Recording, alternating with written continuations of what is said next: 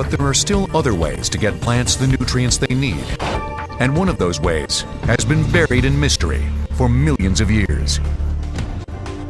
Many experts predict that by the year 2030, the world's population will swell to 8 billion. To meet demand, food production will have to increase. And to make that happen, we'll need to get more nutrients to more crops than ever before. Dr. Mike Amaranthus is looking for help in lowly places. He's focusing on a key building block of all plant life, mycorrhizae, or fungus root. It's not a fertilizer. Instead, it's a web of microscopic tentacles that help plant roots absorb soil nutrients. And it's been doing that for 450 million years, when plants only existed underwater and the fungi sprouted on what was then barren land.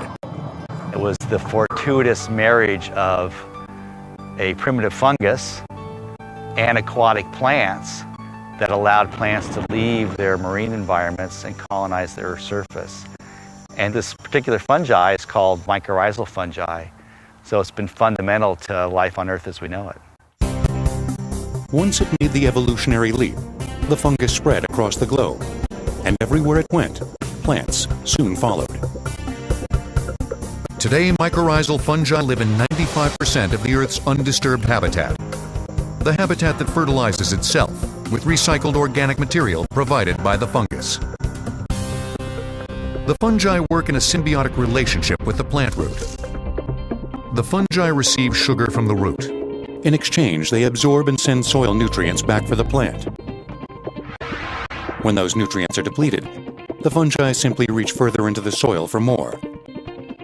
And they increase the root system several hundred to several thousand times.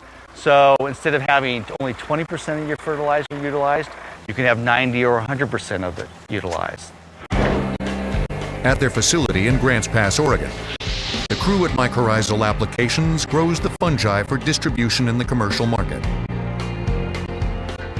In these 1,000-pound bags surrounding us is where the process begins. And that process requires a living host.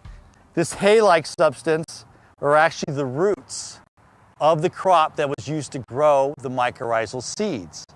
We collect the seeds of the mycorrhiza, and we use those seeds to produce the next generation of mycorrhizal plants. The seeds, or spores, are then germinated in a sugar solution. After they grow up, the fungi become twisted webs of hungry fibers. The microscopic fungi seeds are then mixed with a clay material and made into granules. The fungi are ready to help some depleted soil return to life. The reason we use mycorrhizal fungus is because the plant roots and the plants, when they go into the local soils around here, the soils have been usually a construction site. They've been devastated. There's no microorganisms. There's no beneficial bacteria in the soils. So we put it in as kind of an insurance policy. That's how we started using it. Mycorrhizal Applications ships 500,000 pounds of the fungi to customers around the globe. Although its use is in its early stages, the effect of the mycorrhizal fungus on crop production looks promising. Independent research shows up to a 20% increase in corn, wheat, vegetable, and fruit yields when farmers combine the fungus with fertilizers.